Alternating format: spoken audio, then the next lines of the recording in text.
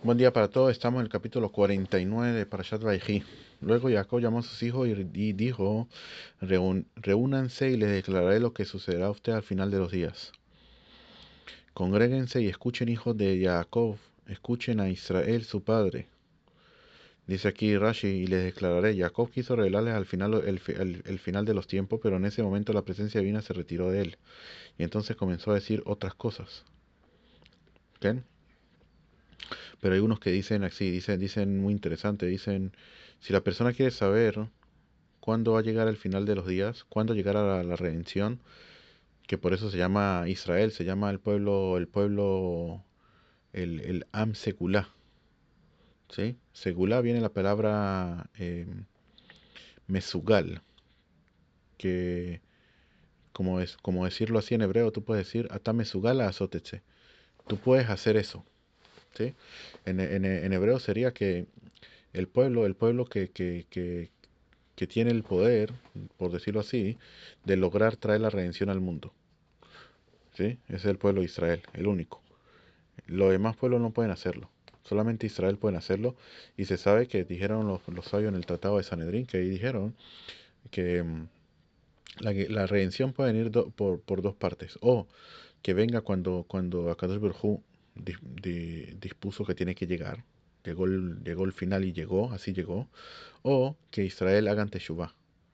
Si Israel hace teshuvá y eh, pueden traer la redención antes de tiempo. Entonces, Jacob le quería decir, ustedes quieren saber, o decirnos a nosotros, porque la Torah es la Torah Nitzchi, sino a nosotros las generaciones sobre todo las generaciones de hoy en día, que estamos cerca de la redención, que digan, ustedes quieren saber cuándo viene el final de los días, la redención al mundo, reúnanse, congréguense, quiere decir, únanse. Si ustedes están unidos, si pensar uno es uno es izquierdista, otro no sé qué, tiene pensamiento no sé qué, no sé, pero solamente con la unión, tener la unión de Israel, con eso es suficiente para traer la redención. Hasta tanto. Rubén, tú eres mi primogénito, mi fuerza y el principio de mi vigor. El principio de mi vigor, dice Rashi, esta expresión alude a su primera gota de semen, ya que Jacob jamás tuvo una emisión seminal involuntaria. ¿Qué? Ya había dicho en este caso que era su fuerza, al agregar que también era su Reshit Oni, o sea, el principio de su vigor. Jacob enfatizaba que Reuben no solamente encarnaba la fuerza presente de Jacob, sino que también era la primicia de su vigor. Mi vigor quiere decir mi poder, también dice Rashi. De aquí vemos cómo se mantuvo en lo que es Jacob vino, en lo que es la pureza de del miembro, para hacer así la corrección que correspondía, que hablamos anteriormente sobre eso, al primer hombre, que fue precisamente lo contrario. Preeminente en dignidad y preeminente en poder, impetuoso como las aguas, no aventajarás, pues subiste al lecho de tu padre, entonces profanaste a aquel que solía ascender a mi lecho. Le dijo, preeminente en dignidad, por ser el primogénito eres apto para ser el preeminente de tus hermanos y recibir la investidura de la que una es sacerdocio, por ser el primogénito. ¿Okay? Que al principio los primogénitos eran lo que tenían que ser los sacerdotes. Al ver que ellos, eh,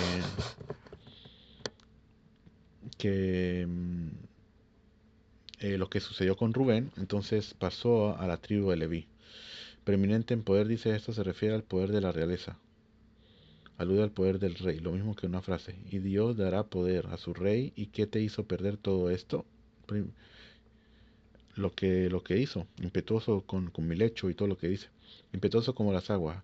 La impetuosidad y la precipitación con la que te apresuraste a manifestar tu enojo, semejante a las aguas que se precipitan en seguir su curso.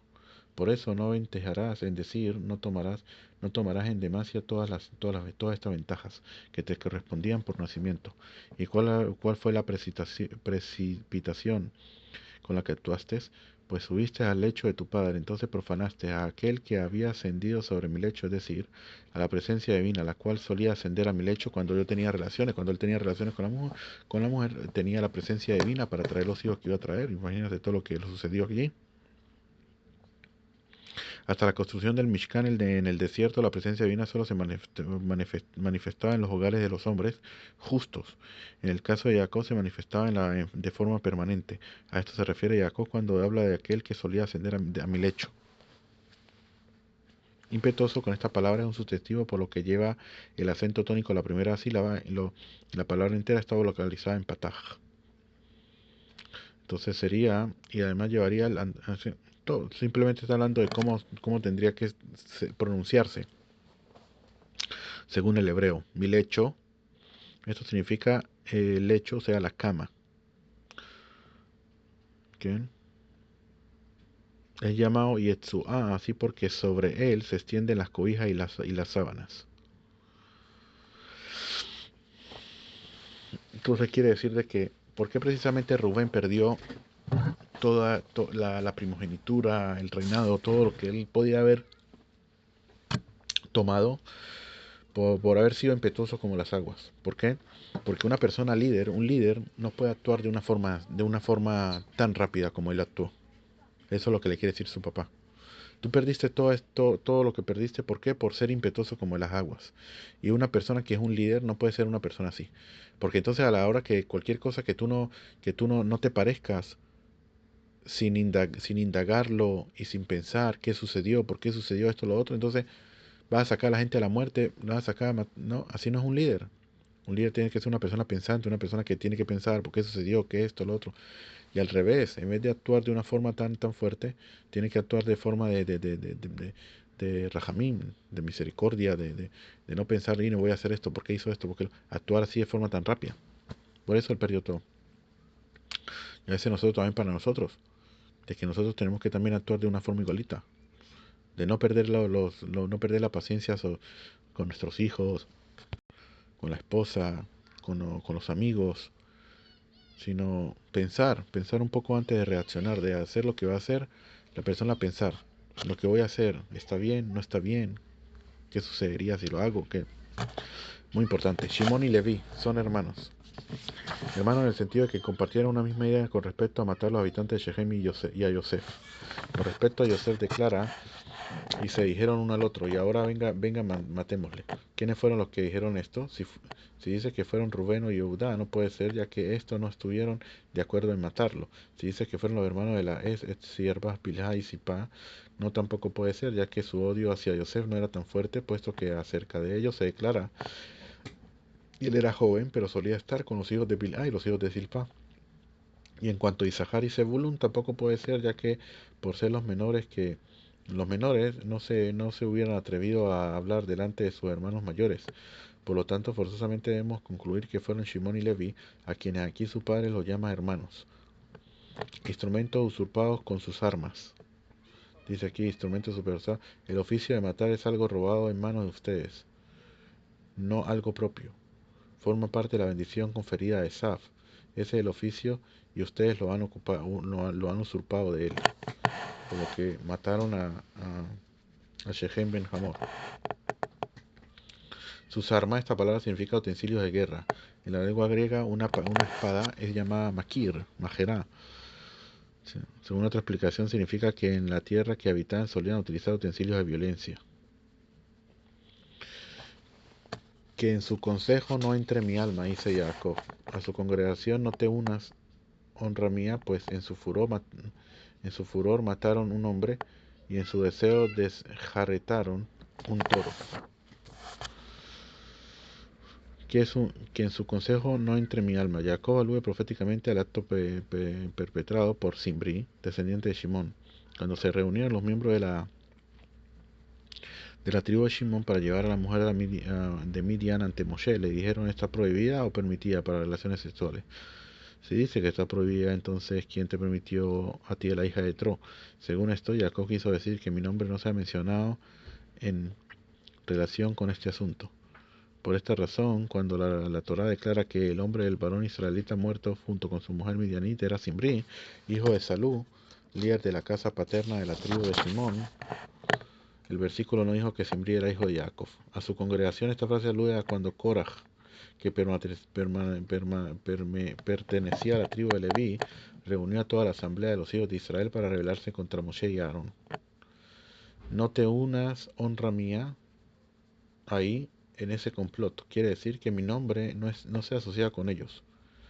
Por esta razón, cuando se declara respecto a Korah, hijo de Yitzhak, hijo de Kehat, hijo de Leví, se congregaron contra Moshe y Aarón, la Torah no dice que era hijo de Jacob, pero en el libro de Divrei Yamim, al reseñar la genealogía de los descendientes de Korah con respecto al puesto de los Levín que desempeñaban en el templo, allí sí se dice que hijo de Korah, hijo de Yitzhak, hijo de Kehat, hijo de Leví, hijo de Israel. Seguimos. Maldito su furor. Pero antes de eso dice aquí que pues su furor mataron un hombre. En realidad se refiere a Hamor, el habitante de Shechem, ya que para Shimón y Leví solamente eran considerados como un solo hombre, y de igual modo la Torá declara con respecto a Gidón, y abatirás al pueblo de Midian como un solo hombre. Y lo mismo se aplica a referencia cuando Dios hundió a los mitzrayim en el mar Suf, el caballo y a su jinete lanzó al mar.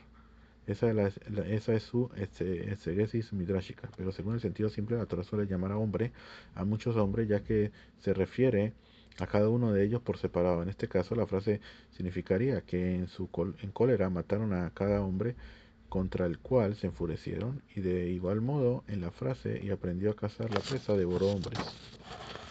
Y en su deseo desjarretaron un toro. Esta frase alude a que quisieron exterminar a Yosef, quien es metafóricamente llamado toro, como se declara con respecto a él, la jefatura es de su toro, suya es la majestad. Más adelante vamos a ver cuando Rashi lo declara ese nombre. Maldito su furor, pues feroz es, y su ira, pues dura es. Lo separaré en Jacob y lo dispersaré en Israel. Maldito su furor, pues feroz es, incluso cuando Jacob los regaña, solamente maldice su cólera, pero no a ellos mismos. A esto se refirió Bilán cuando dijo, ¿cómo he de maldecir a lo que no maldijo Dios? Que aquí él maldice su cólera, ¿sí? Maldice esas reacciones que ellos tuvieron y las cosas que ellos hicieron. Ya hemos dicho que el principal problema que había entre los Shvatim fue que ellos tomaron decisiones sin haber consultado a Yaakov, que era prácticamente el líder de la generación.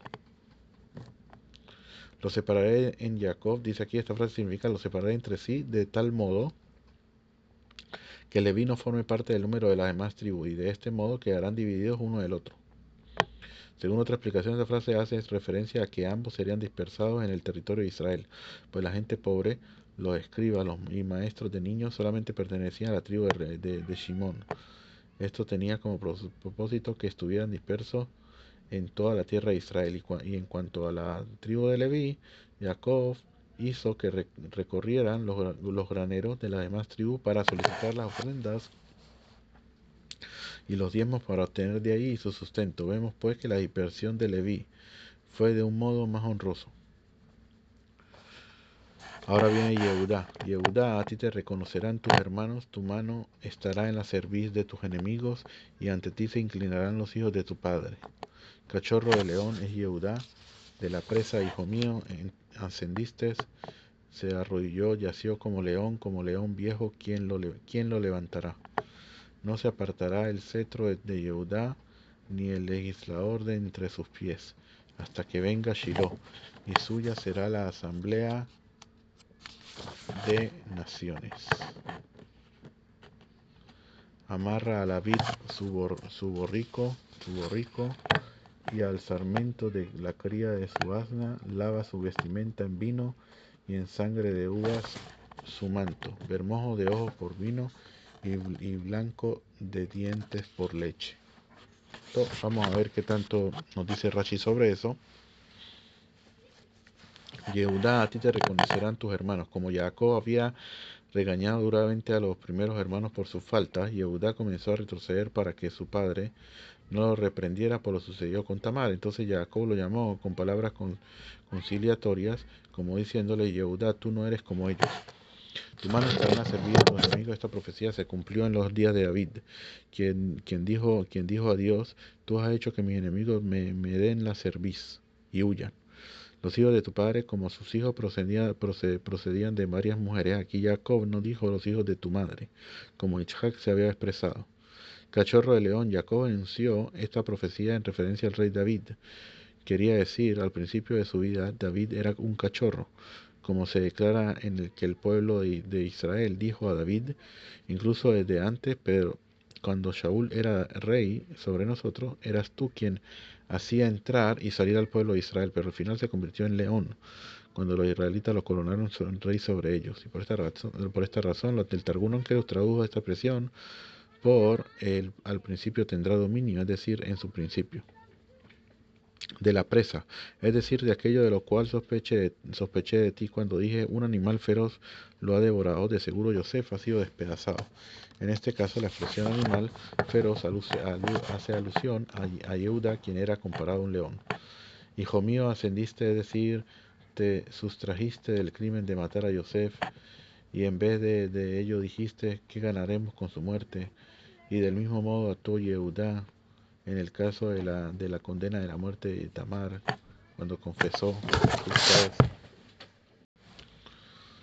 Cuando dijo: justa es, de mí es. Es por esta razón que, a modo de recompensa, Jacob profetizó acerca de Yehudá. Se arrodilló, yació como un león, lo cual alude a los días de Salomón, de Shlomo, descendiente de Yehudá. Israel habitó con seguridad, cada hombre yaciendo bajo su viña. No se apartará el cetro de Yehudá, desde el rey David en adelante. Esto se refiere a los dirigentes de la diáspora en Babel, quienes gobernaban el pueblo judío en el cetro, habiendo sido investidos de autoridad para gobernar a los judíos por el Estado gentil, ni el legislador de entre sus pies. La palabra aquí, Mejoquek, alude aquí a los discípulos de sabio de la Torá, que estos eran los líderes de la tierra de Israel,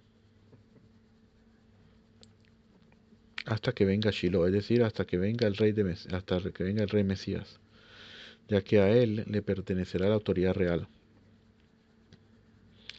y suya será la asamblea de naciones. ¿Ven? Es decir, denota una reunión de naciones. Dice aquí: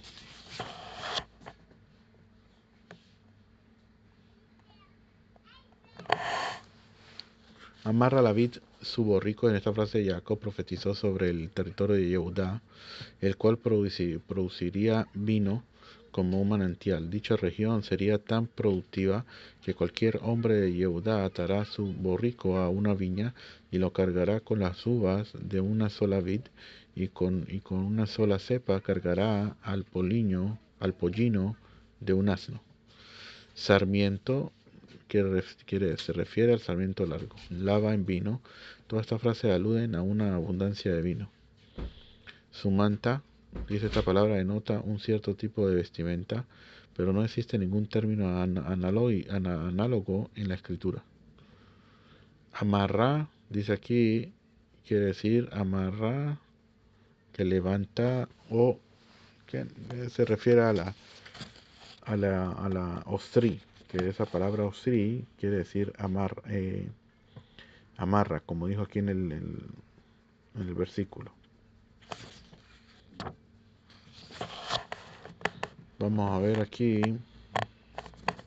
bermojo de ojos por vino y blanco de dientes con leche. Esta frase quiere decir que tiene enrojecimiento de ojos.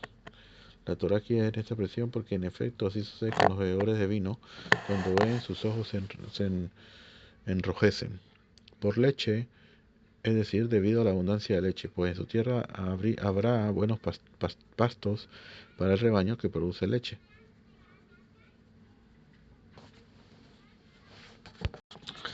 Ahora Zebulún, en costa de mares habitará, él estará en puerto de navios, y su extremo será junto a Sidón. Esta frase significa que en la costa del mar será su tierra, que en el borde, en el límite.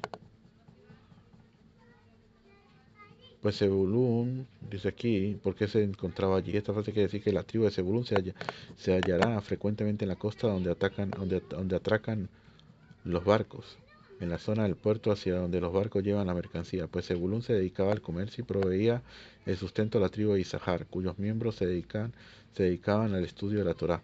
A esta asociación entre ambas tribus se refería Moshe cuando dijo: Alégrate, Zebulún, en tu salida, e Isahar en tus tiendas. Aludía al hecho de que Zebulún salía para comerciar e Isahar se dedicaba al estudio de la Torá en sus tiendas. Y en su extremo será junto a Sidón. Quiere decir que el límite de la frontera del territorio de Zebulún estará cercano a la ciudad portuaria de Sidón. Ahora viene Isahar. Isahar es asno óseo que reposa entre los linderos. Vio que el asentamiento era bueno y la tierra agradable, inclinó su hombro para cargar y se convirtió en obrero tributario. Isahar es asno óseo, es decir, es como un asno que en el sentido de que tiene huesos fuertes para soportar el yugo de la Torá, semejante a un asno robusto al que se le carga con un fardo pesado, que reposa entre los linderos, semejante a un asno que marcha de día y de noche, sin pernoctar en casa alguna, y que cuando desea descansar se extiende entre los linderos de la ciudad a los cuales lleva su mercancía.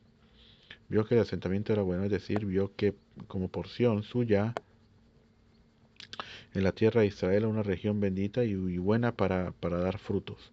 Inclinó su hombro para cargar el yugo de la Torá y se convirtió para todos sus hermanos de Israel un obrero tributario, en el sentido de que le prescribiría directivas legales de Torá y las reglas, para terminar los años embolismales, como se declara, y de los descendientes de Isahar poseedores de cimiento en las épocas para saber que debían hacer Israel. Sus jefes eran 200. Ahí vemos que ellos eran en verdad parte del Sanedrín también. Eran como parte del Sanedrín. Dice aquí: la tribu de Isahar produjo 200 líderes del Sanedrín, como lo demuestra a continuación el versículo, y todos sus hermanos seguían sus palabras. Dan vengará a su pueblo como uno solo, las tribus de Israel.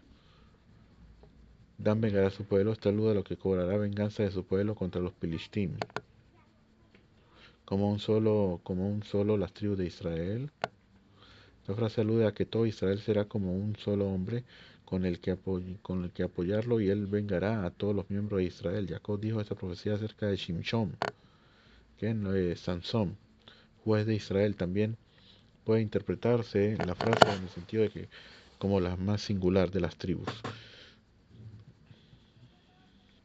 Siguiendo esta interpretación, la frase se refería a Shimshon, comparándolo con el rey David, quien procedía de la tribu de Yehuda. Dan será serpiente como el camino, víbora sobre el sendero, que muerde calcañares de caballo cuyo jinete cae hacia atrás.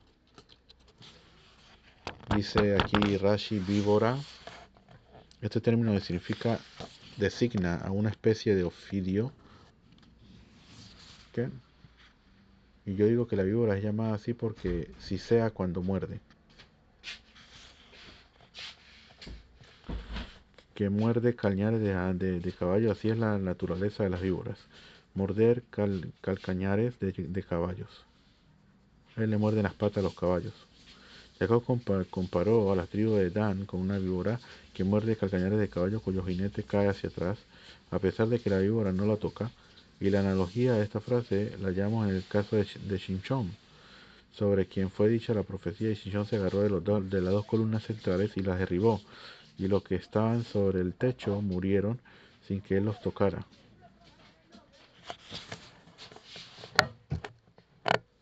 En tu salvación he esperado, oh Eterno. Dice aquí: al decir esta frase, Jacob profetizó que los Filistim arrancarían los ojos de Shimshon, y que este al final diría: acuérdate de mí, te lo ruego, y fortaléceme solamente en esta ocasión. Aquí en Shoftim 16:28 ese versículo prosigue y dice: oh Dios, y me cobraré venganza una sola vez de los Filistín por mis ojos. Jacob no rezó aquí para que Dios salvase a Shinshón, sino para que tuviera una muerte honrosa y con ella se vengase de los Filistín. De Gad, ahorita viene la tribu de Gad. Gad, una tropa se alistará de él, y él marchará indemne sobre sus huellas.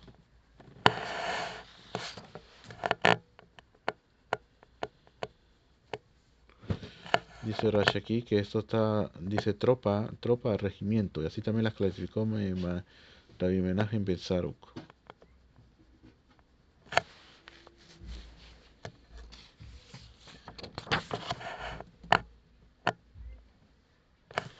Este versículo no implica que otros actuarán sobre él, sino que es equivalente al significado de decir Yakut y Eminó, que significa que de él saldrán tropas.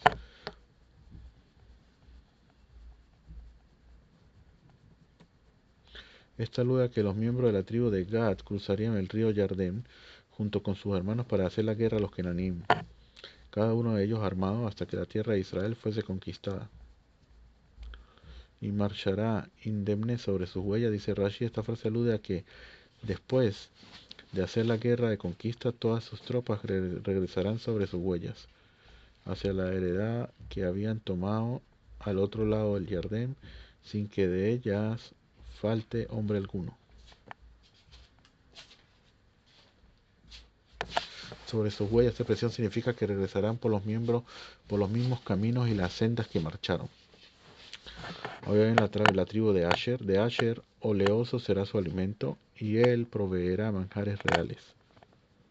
El alimento que provenga de la tribu de Asher será oleoso, porque en su porción territorial abundarán los olivos, y ésta hará que el aceite fluya como manantial.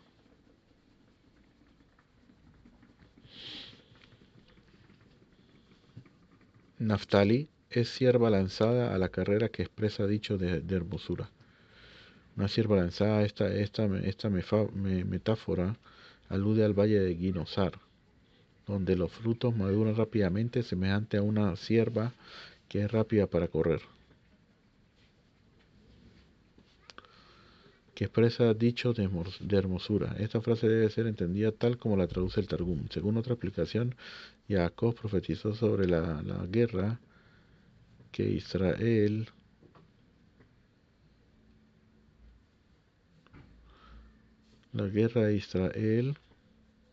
contra Sisera, acerca de lo cual se declara: toma contigo 10.000 hombres de los descendientes de Naftalí. Y los hombres de la tribu de Naftalí marcharon hacia el lugar de la batalla con rapidez, y también en aquel contexto se enuncia la expresión shiluach, lanzar, para referirse a la rapidez.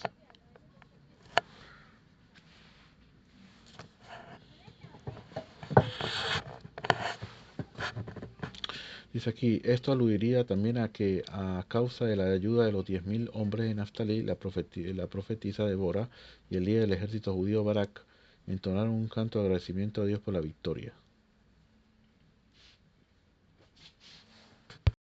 Ahora viene la tribu de Yosef, hijo de encanto es Yosef, hijo de encanto para el ojo. Las jóvenes caminaban para observar. Vamos a ver qué es lo que dice Rashi aquí.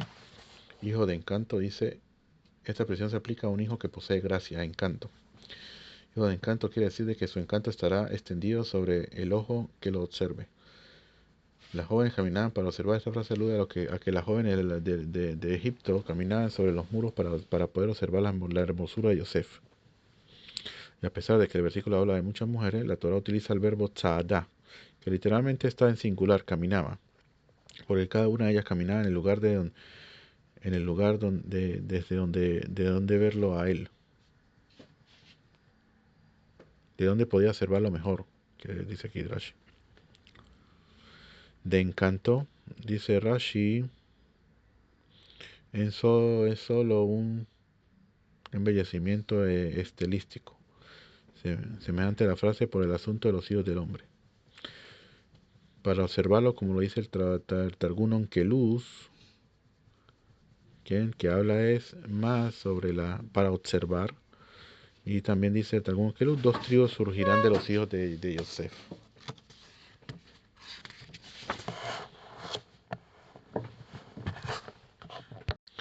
Y de las mujeres también alude a lo que tiene que ver con las hijas de Zelofhad, las cuales tomaron una porción en el reparto de la tierra de Israel en las dos riberas del Jordán.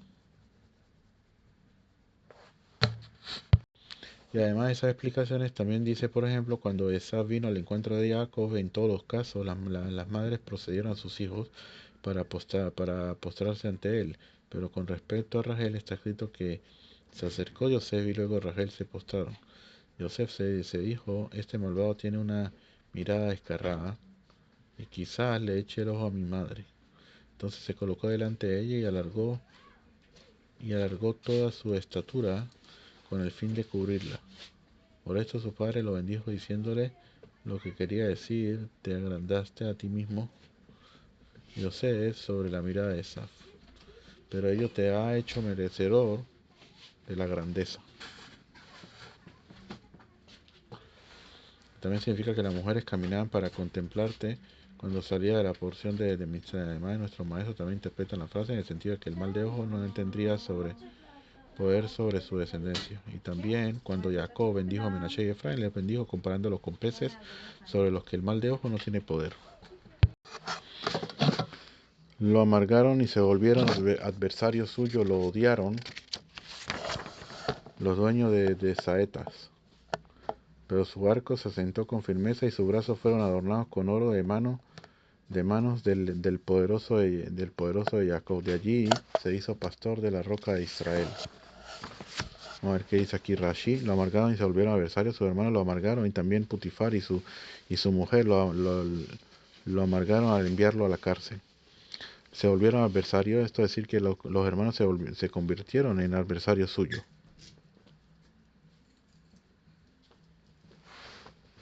A ver si tiene algo, otra cosa de repente Rashi aquí. Se vengaron de él también. Dueños de Saeta, sus hermanos recibieron esta designación porque sus lenguas eran agudas como la flecha. Pero su arco se asentó con firmeza, esto significa que su arco se asentó con fuerza. Su arco quiere decir su fuerza. Y sus brazos fueron adornados con oro. Esta frase alude al puesto de anillo que el faraón le dio a Yosef. Esta grandeza le llegó a manos del santo bendito es quien es el poderoso de Jacob, y de allí Yosef ascendió en grandeza hasta convertirse en el pastor de la roca de Israel, es decir, el fundamento del pueblo de Israel.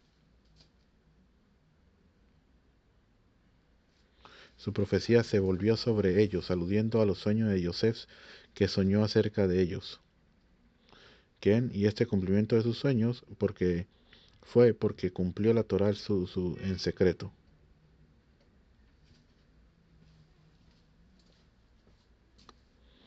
Roca de Israel, este método según el método de Nutricón.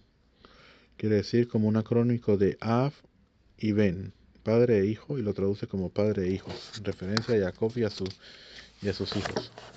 Del Dios de tu padre que te ayudará y con el omnipotente que te bendecirá con bendiciones de los cielos arriba, bendiciones del abismo que yace debajo, bendiciones del lanzamiento y de matriz.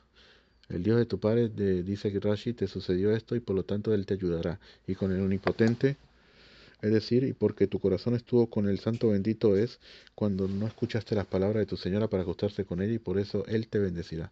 Bendiciones del lanzamiento de matriz, dice aquí, según el Targum, dice bendiciones de padre y de madre, queriendo decir que de tus descendientes serán bendecidos los varones que engendran y las mujeres que paren.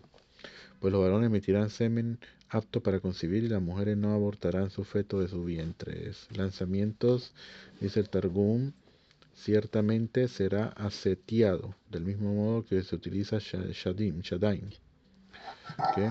Porque el semen es lanzado como una flecha. Se dice que si el hombre no le sale el semen como una flecha, no puede tener hijos. Importante también.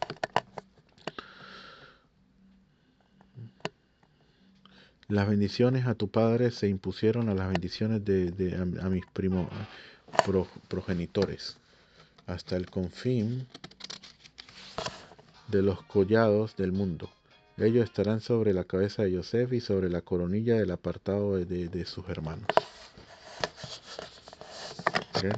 Las bendiciones de tu padre se impusieron. Esto quiere decir, las bendiciones con las que el santo bendito es me bendijo han sido más fuertes que aquellas con las que él bendijo a mis padres.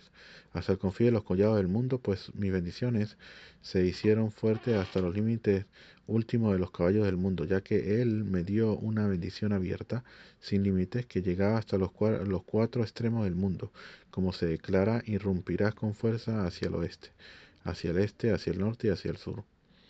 Bendición que no fue dicha ni a nuestro ancestro Abraham ni a Isaac. Abraham dijo, Dios le dijo, le había dicho, alza ahora tus ojos y mira desde el lugar donde estás, hacia el norte, pues toda la tierra que ves te la daré a ti.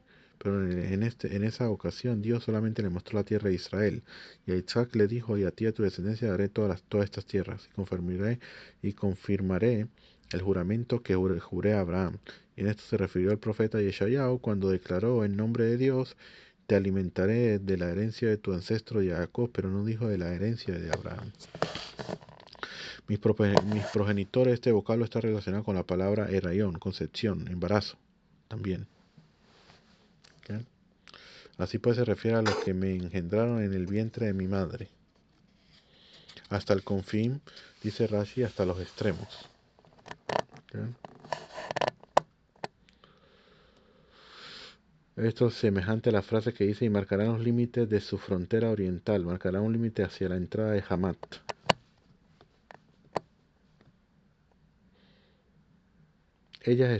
Todas estas bendiciones estarán sobre la cabeza de Yosef. Apartada de su hermano, esta frase debe ser entendida tal como la traduce el Targum, lo cual significa que Yosef fue separado de sus hermanos.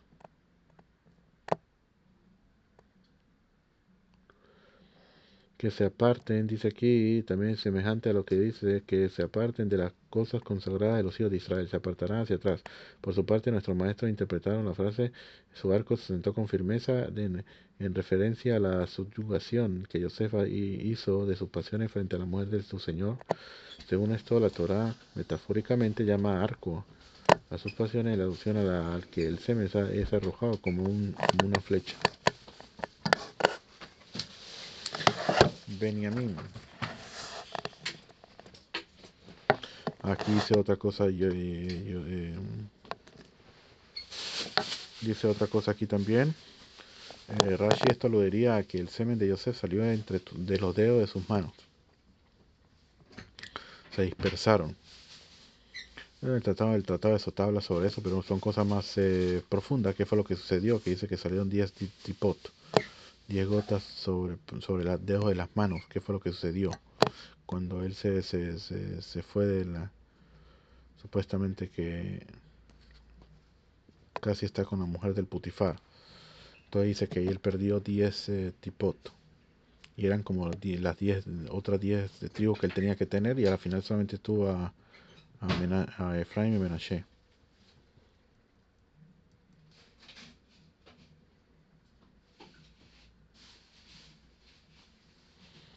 Y dice aquí otro Rashi, los pilares de la tierra, es que alude a los hombres que sostenían el mundo. Esto es la alusión a las bendiciones del que la madre de Jacob deseó para él y que le obligó a aceptar. Benjamín es lobo que arrebatará. En la mañana devorará para la presa y al anochecer repartirá el despojo. Benjamín es lobo que arrebata, quiere decir, Benjamín es como un lobo que arrebatará y desgarrará. Jacob profetizó que en el futuro los miembros de la tribu de Benjamín serían hombres que arrebatan. Que ustedes arrebaten a su mujer, como dice en un versículo. Y también, ¿qué? Esto es lo que tiene que ver con el episodio de la concubina de Givá. Creo que es el último capítulo de Shoftim que habla sobre eso, que es un capítulo fuerte, bastante. Pero dice aquí otro Rashi y también profetizó acerca de Shaul, quien pertenecería a la tribu, bien, a esta tribu que vencería a todos sus enemigos alrededor, como se declara, y Shaul conquistó el reino y peleó a su alrededor contra sus enemigos, y hacia cualquier lugar que se dirigía los derrotaba. En la mañana devora las presas, quiere decir, los despoja, dice aquí. Jacob enunció esta profecía acerca del rey Shaul, ya que él fue el rey que estuvo al comienzo del amanecer histórico y brilló Israel. El anochecer repartirá el despojo, incluso después de que el sol de Israel llegue a su ocaso a causa de la conquista del rey Nebuchadnezzar, quien exiliará a Israel para Babel. Repartirá el despojo. Esto alude a Mordejai y Esther, que pertenecían a la tribu de Benjamín, que repartirían el botín de Hamán, como se declara aquí que le quede dado a Esther a la casa de Hamán, con lo que tiene que pasar con lo que sucedió en Purim. Todas estas son las 12 tribus de Israel, y esto fue lo que su padre les habló, y los bendijo a cada hombre según su bendición, los bendijo. Esto es lo que habló su padre, dice aquí. Pero acaso no hubo entre ellos a quienes realmente no bendijo, sino que por el contrario regañó. ¿Por qué entonces la Torah dice que los bendijo? En realidad la explicación de este versículo es la siguiente. Cuando la Torah dice que, y esto es lo que su padre les dijo, se refiere a todo lo dicho en este capítulo. Por consiguiente, puesto que vemos que regañó a algunos alguno de ellos, se podría haber pensado que no bendijo a Rubén, Shimón y Leví en absoluto, pero para indicar lo contrario, el versículo declara en la última frase: cada uno según su bendición los bendijo, con ello implicando que bendijo a todos a ellos sin excepción. A cada uno según su bendición, es decir, según la bendición que en el futuro habría de recaer sobre cada uno de ellos los bendijo. Lo bendijo, la Torah solamente debió haber dicho que a cada uno según lo bendijo, en singular. ¿Qué quiere enseñar con que dice que los bendijo en plural? La razón es que puesto que Jacob había dado a Yehudá la fuerza del león, y a Benjamín le arrebató el arrebato del lobo, y a Neftalí la agilidad del ciervo, se podría haber pensado que no incluyó a todos sus hermanos en todas las bendiciones para indicar lo contrario. El versículo declara que los bendijo y los encomendó y le dijo: yo seré reunido con mi gente, sepúlteme con mis padres en la cueva que está en el campo de Efrón el Gití, en la cueva que está en el campo de la Macpelá frente a Mambré, en la tierra de Canaán, la que Abraham compró con el campo de Efrón el Gití como propiedad de sepultura. Allí sepultaron a Abraham y a su mujer Sará, allí sepultaron a Isaac y a su mujer Rivka, y allí yo sepulté a Lea. La adquisición del campo y la cueva que están en él fue de los hijos de Het. Y cuando Jacob terminó de encomendar a sus hijos, recogió sus pies en el lecho, expiró y fue reunido con su gente. Dice aquí Rashi, vamos a ver qué otras cosas. Se reunió a mi pueblo. Era al huir a la muerte de alguien, como porque las almas de los fallecidos son introducidas en un lugar donde son guardadas.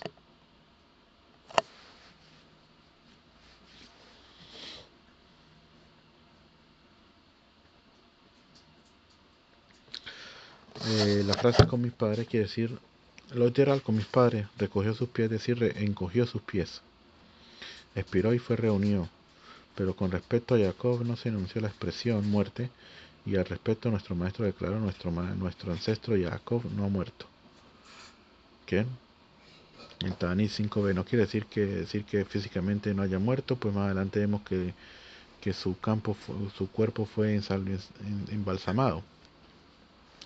Quiere decir que así como Jacob es el origen del pueblo de Israel y este es permanente, en un sentido espiritual, Jacob tampoco murió, pues sobrevive en su descendencia. Con eso llegamos al capítulo 50 de Estrat Hashem.